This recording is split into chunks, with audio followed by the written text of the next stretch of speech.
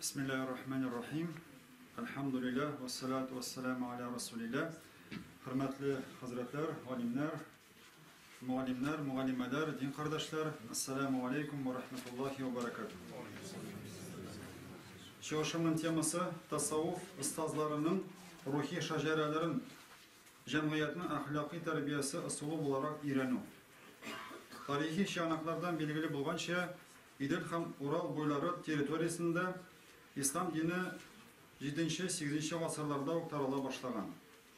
Bulgar babalarımız İslam dini bilen siyekli Peygamberimizin sallallahu aleyhi ve sellem sahabeleri aşı tanışkanlar.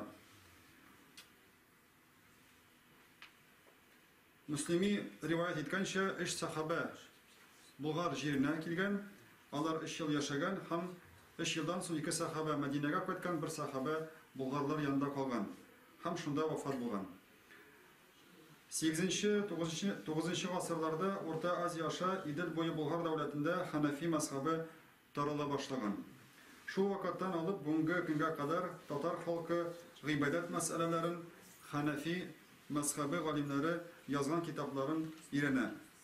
İmam Ebu Hanife rahmetullahi aleyh başka galimlerden ayrılmalı olarak Peygamberimizin sallallahu aleyhi ve sellem sahabelerin kurgan hamalardan ilim algan. Onun en meşhur ustazı Hamad bin Abi Süleyman degen galim bulgan. Şu galimde o 18 yıl boyu okugan. Kitaplarda Ebu Hanife'nin tübendeki ustazlar şılbırı şaceresi getirilir. Allah'ın Resulü Muhammed sallallahu aleyhi ve sellem, Abdullah bin Mesud, Alkama bin Kays, İbrahim an-Nahavi, Hamad bin Abi Süleyman, hem Ebu Hanife rahmetullahi aleyh. Hanefi mezhebinden kalan Tatarlar arasında Ebu Mansur el-Maturidi mezhebi de tarılgan. Bu mezhep alimleri iman meselelerin anlatkan. İmam Ebu Mansur el-Maturidi'nin ustazlar şılbırı şulayık Peygamberimizge barı tutaşa hem kitaplarda şunday şılbır getirilir. Ebu Hanife rahmetullahi aleyh, Muhammed el-Şeybani, Ebu Süleyman el-Cürcani, Ebu Bakr Ahmed bin İshak el-Cürcani, Ebu Mansur el-Maturidi. Ruhi ahlaki yaktan kamilleşu, Allah Teala'nı tirenrek tanı için tasavvufunu öğrenu muhim. Tasavvufun ahamiyeti turunda meşhur hadiste etilgen, o hadisini İmam Bukhari hem İmam Müslim rivayet eder. Şu hadiste iş düşünce iskalına. İman, İslam, ihsan. Hem alimler anlatınca iman meselelerin akide feni irene, İslam diyen düşünce gıybedet dip tercüme edilir, gıybedet meselelerin fiqh feni irene, ihsan, ihlaslık dip tercüme edilir, ihlaslıkka erişi yolların, nefesini terbiyeli usulların tasavvuf irene.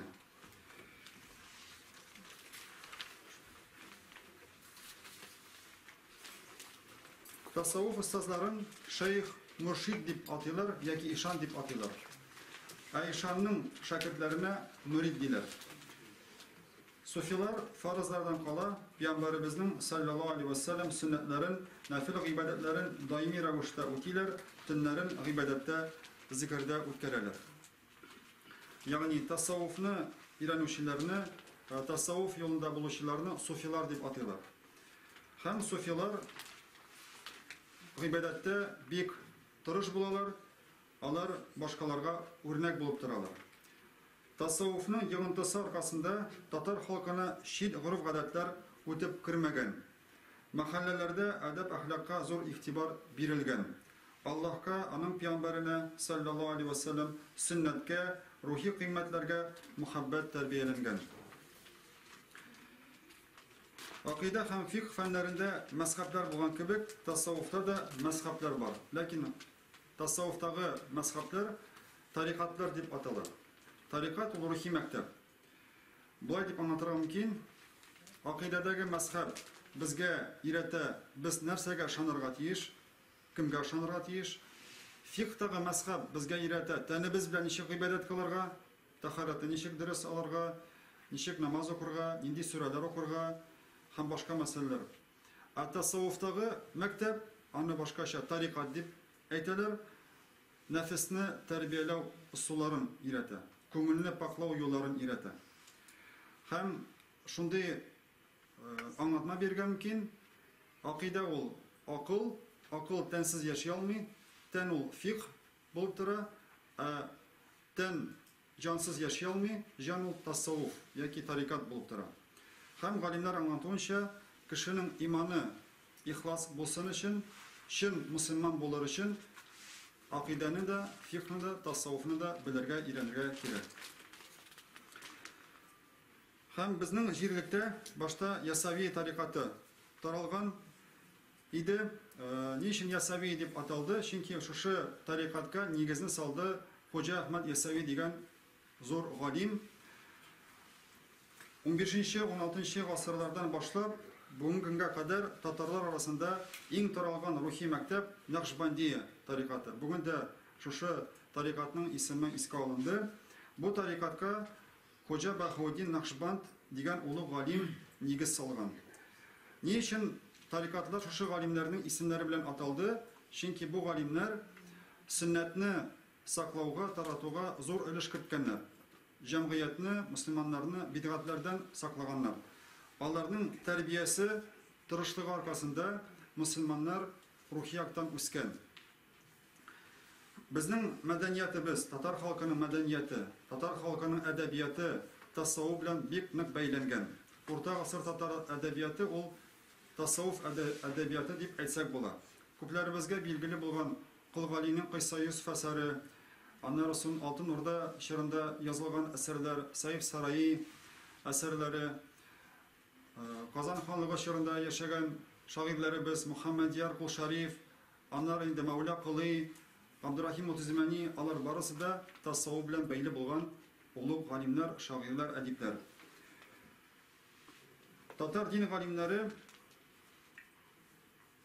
шушы мирасны яхшы белгән һәм 1917 елга кадәр татар мәчет мәдрәсәләре югарыда искә алынган мәзһәбләргә һәм Нақшбанди тарикатына нигезләнеп эшчәнлекне алып барганнар. Совет чорында мәчет мәдрәсәләр ябык булса да, татарлар шушы традицияләрне сакларга тырышканнар. Һәм татар дин галимнәре, мөритләр, шәкертләр силсиләләрне дә өйрәнгәннәр, силсиләләрне күчергәннәр. Тарикат остазларының шаҗәрәләре булган, ягъни рухи шаҗәрәләре булган. Тасаввуфта бик мөһим үз шаҗәрәңне белү, ягъни остазлар шаҗәрәсен белү бик мөһим. Ни өчен? Чөнки тасаввуф башка фәннәрдән айырмалы буларак рухи тәрбиягә зур әһәмият бирә. Силсилә аша, остазлар чылбыры аша Аллаһ Тәгалә бәрәкәт бирә. Аллаһ Тәгалә үзенең рәхмәтен ирештерә. Һәм бүгенге чыгышымда мин ике силсиләне сезгә күрсәтәсем килә.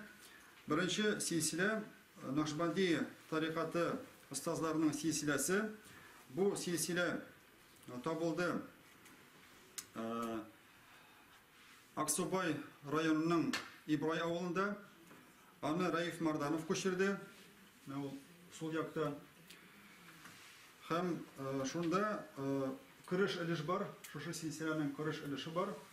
Монда начар күренә, мөмкин булса мин кагазларын алыйм.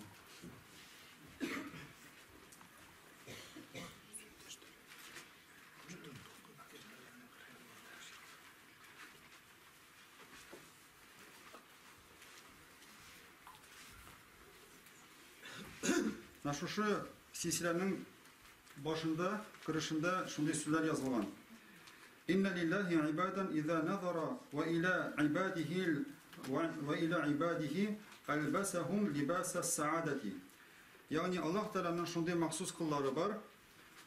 Аллаһ аларга карый һәм ул аларга караганда Аллаһ Тәгалә аларны сагадат аларга сагадат киемен кидертә.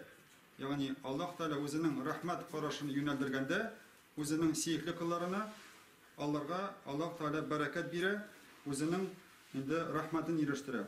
Фатуба лиман ра'a ибадаллаһи. Аллаһның шундый кулларын күргән кеше бәхетле булыр. Ягъни менә шушы silsilenin ustazların bilgen kişi, alırga yergen kişi, alırını hürmet etken kişi bakatlı bulur.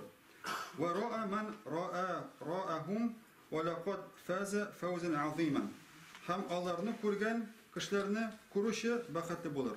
Yani ustazlarını kurgan kişini kurgan kişi bakatlı bulur. Dip anlatılar şu kitapta, şu silsilede. Hem eğer de indi askarak düşsek, anda kurneşek şu silsilede Kizlev medresesinin ustazları var. Nurlat rayonunda Kizlev avulu var.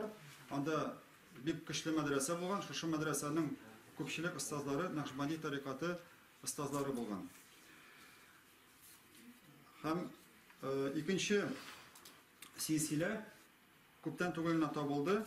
Bu silsilenin iyesi Hazırki Tataristan Respublikası'nın Yaşar Özen rayonu Alışır'dan avulunda 19. asırda yaşayan İmam Hatip. Şehabuddin bin Hüsnüddin diyen ustaz.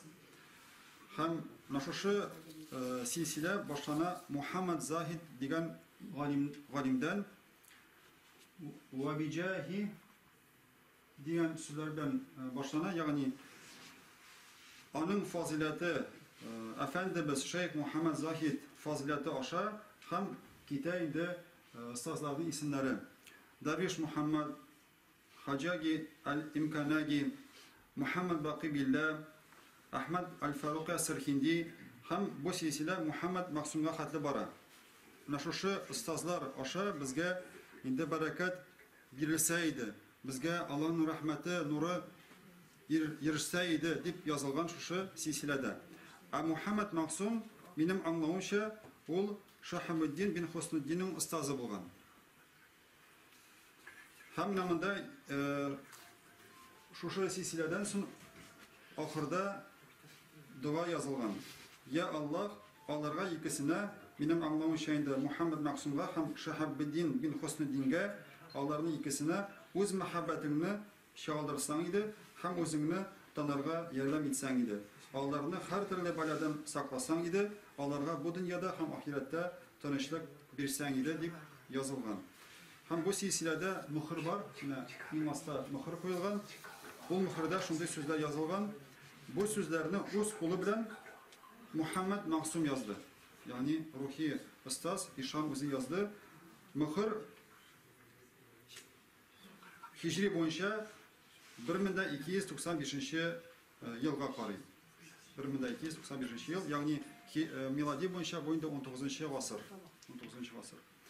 Hamna şunday şılbırlar, ruhi şacareler imamlarda, müritlerde köp saklangan. Bizning halkımız bu tradisiyalarga bek zor ihtibar bilen qaragan hem saklarga tırışkan. Allah Teala barımızga da şu ustazlarının mirasın bilirge, öğrenirge nasip etseydi, barımızın da yanlış fikirlerden, adaşılardan saklasaydı. Allah Teala razı olsun. Selamun Aleyküm ve Rahmetullahi ve Berekatuhu.